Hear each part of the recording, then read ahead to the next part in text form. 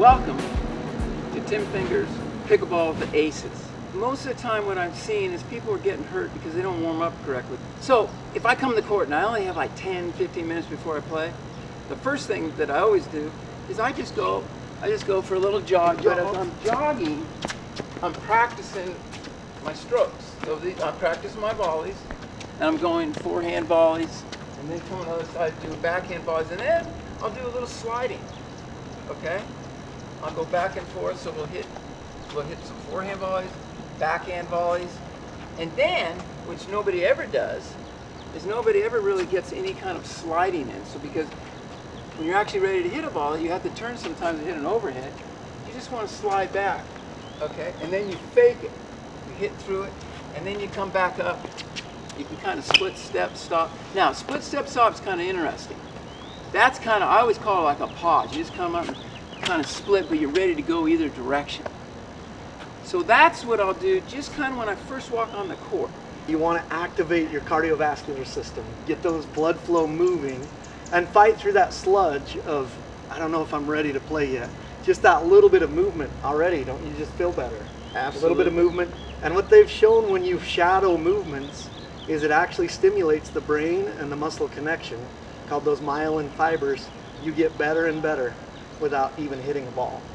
So then you just warm up your forehand, and on forehands, it's kind of a neat thing. You turn your shoulders and your paddle goes backwards, your shoulder turn, and then you just step in and hit through it, and as you're hitting through it, you'll feel your hand and arm going through it. That's what you want to feel. Okay, same thing, you practice some backhands. If you have a two-hander, practice your two-hander. If you have a one-hander, you hit your nice flat one-handed backhand, or you might even have a slice backhand. So you want to make sure that you're doing all these things, and an important thing is breathing when you're doing this, because when you hit a shot, you're breathing in your nose, out your mouth, and you're just letting it go. And let's say, well, geez, Tim, I'm 70 years old and I can't do that. Hey, I'm 70. I'm doing it. So anybody, you can do it, but if you do this, I almost guarantee it that the injuries will be way less. Okay, Doc, what do you think about the movement? Yeah, constant movement and feedback, and just that whole idea again of muscle-brain connection, shadowing those movements continues to build that. They didn't find that people that did movements had bigger brains. What they found was they had faster connections. So movements then become automatic. Instead of thinking, you're just doing. So there's this called triangle of skill acquisition. When you don't know what you don't know, you're just figuring it out. Then you learn but can't do. Then you learn and can do. And then you just do. So as you're on your pickleball journey, you want to get to that pinnacle called unconscious competence. I just hit a backhand because we know how to do it. So we're going to build from that level of don't know what we don't even know to just simply playing. Now we're getting pretty warmed up. What I always like to tell people is I go to the parts that really do hurt us. It's called tapping.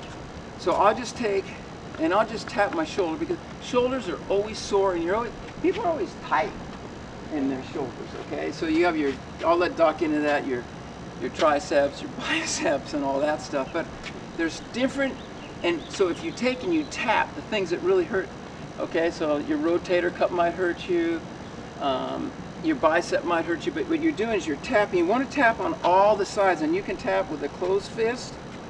Come on up, and you stay like right here. Maybe it hurts a little bit on me, so I'll just stay there, okay? But as I'm doing this, look what I'm doing with my paddle. Okay, I'm keeping, and also I put the ball, this sounds really weird, but I put the ball underneath my armpit, because when you're volleying, you should most of the time the ball should be underneath and not drop out, because if you drop out, it means that you're stretching too much. So now what I'm doing is I'm tapping my shoulder, I'm coming down here, I'm tapping, then I'll go to my chest and tap, okay? And then I switch hands, and I'll do the other tap up my shoulder here, behind my hand here. I'll go into my hand. Then as I'm doing this, I'm actually squeezing my hand, because there's a soft squeeze, a medium squeeze, and a hard squeeze, and I want to make sure that I'm loosening up all my muscles in my forearm. That's a type of exercise called isometric contractions, when you just pick a muscle group and isolate it and squeeze it. And you'll see that you can activate all those muscles just by doing those movements. We want to have good paddle weight, good paddle pressure, but there's times we let it go and we squeeze and rip through a ball. So you want to get all those muscles woke up. Another good thing for tapping is that ball and rolling, they've shown over and over again, helps get rid of muscle soreness and things that way. So don't be afraid to use your pickleball to do some rolling and massage into those muscle areas that are causing you pain.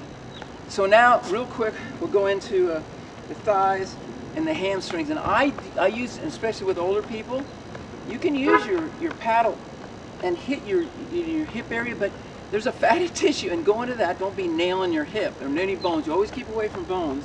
But this is a great way to do it. But I also do it when I'm kind of running. I don't just stand still. And then for the calves, I'll come down here. And I'll also just a little bit of a jog. Okay, and I'll come around here. From here, we're getting pretty warmed up with just, and all this stuff you can do between 3 to 5 minutes, everything we've talked about. Okay? So now, what I do is I practice a lot of, now the ball's coming. And I'm a firm believer in pickleball, is that I want motions forward.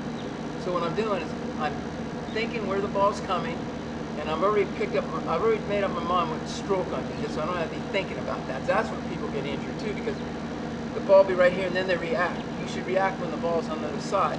So I'm moving my feet, I'm just turning my paddle. Where am I going? I'm going forward and I'm stepping forward with my left foot.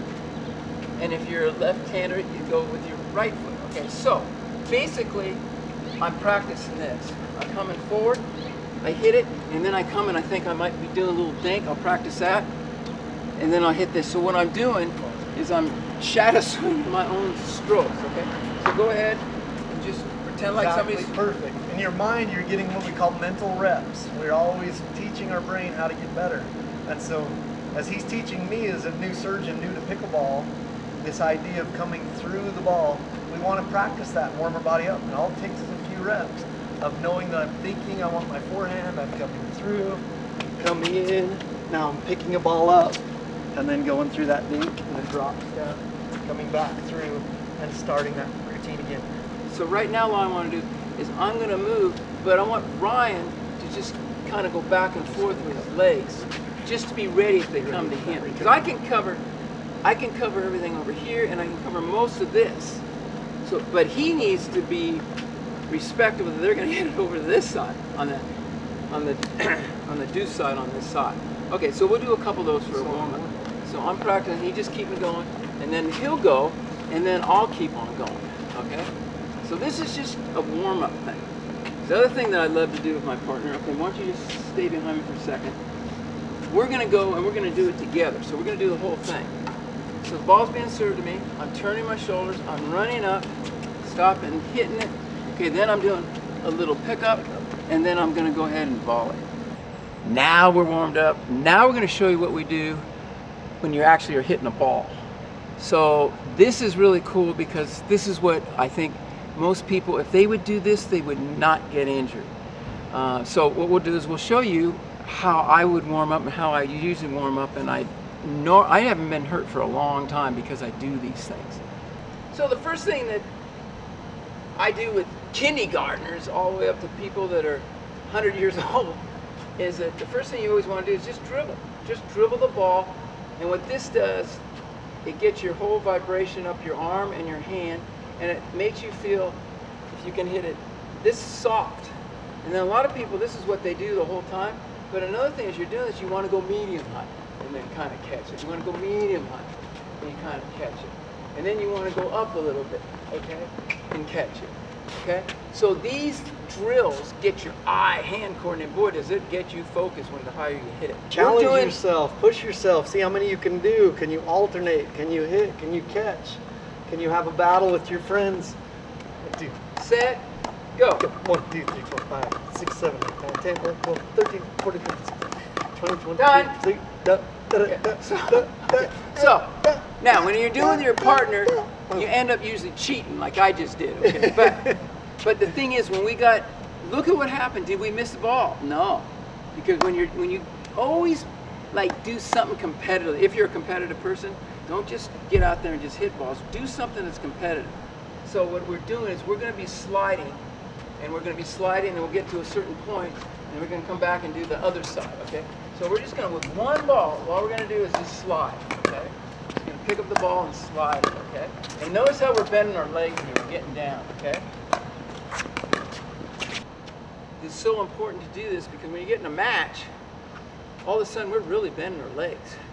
So it's so important, if you're really serious about pickleball and you're going to play for an hour and a half, 2 hours, you have to start doing something where you have an exercise where you're really getting squats in, okay?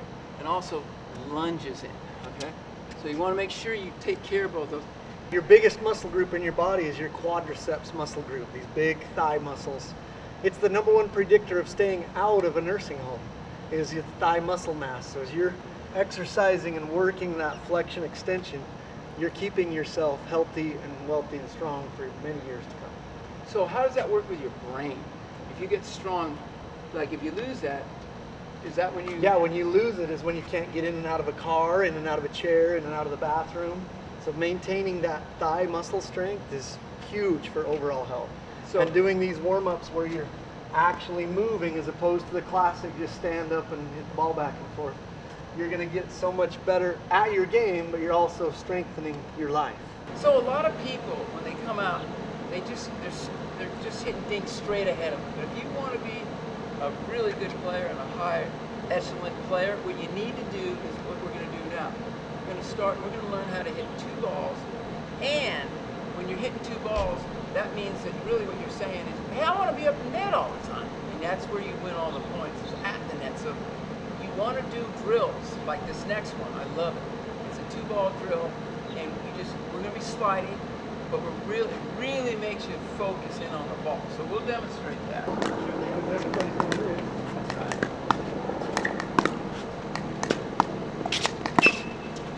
Okay, so after dinking, we're going to start the hand battles. And what that is, it's volleys. A volley is a ball that obviously you take out of the air, but you've got to learn how to hit volleys the correct way. And really when you start doing this, you really just start really seeing the ball, and it's more of a reaction thing where you're not even really seeing it going off your paddle.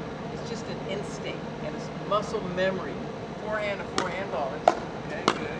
So you can see that I'm not trying to beat my partner, he's not trying to beat me. But all we're doing is keep it in play, okay? So look at my feet, I'm keeping moving, look at Ryan's feet, he's moving around. Now we're gonna go backhand to backhand volleys. And the backhand volley is basically, if you're right-handed, anything you hit on the left side of your body. And when you're doing backhand to backhand volleys, same thing. You just really keep your eyes on the ball. Okay.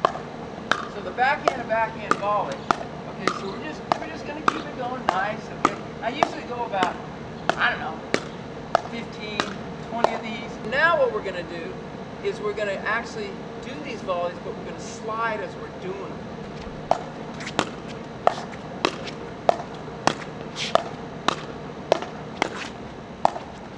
So now what we're going to do is we're going to transfer over to some backhand volleys.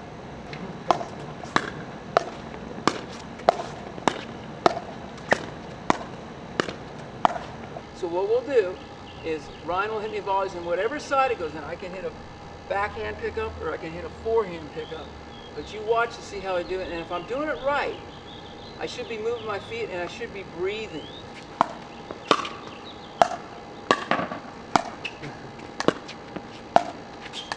So when it comes to that pickup practice, the real key is movement. So many people get chewed up on those shots at their feet because they're stuck standing up.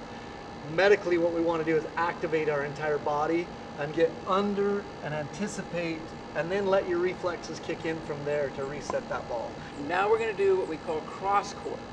So Ryan will be doing the same volleys, but he'll be hitting his volleys to me cross court down at my feet.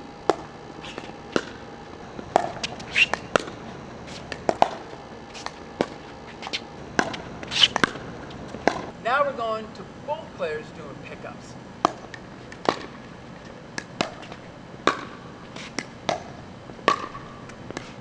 Okay, so now what we're doing is we're picking up the third shot and we're actually falling it in with the volley, and then when we get close, we're going to actually do a little battle with our hands. And remember, keep your feet going and keep breathing. Hey, come on, just keep coming.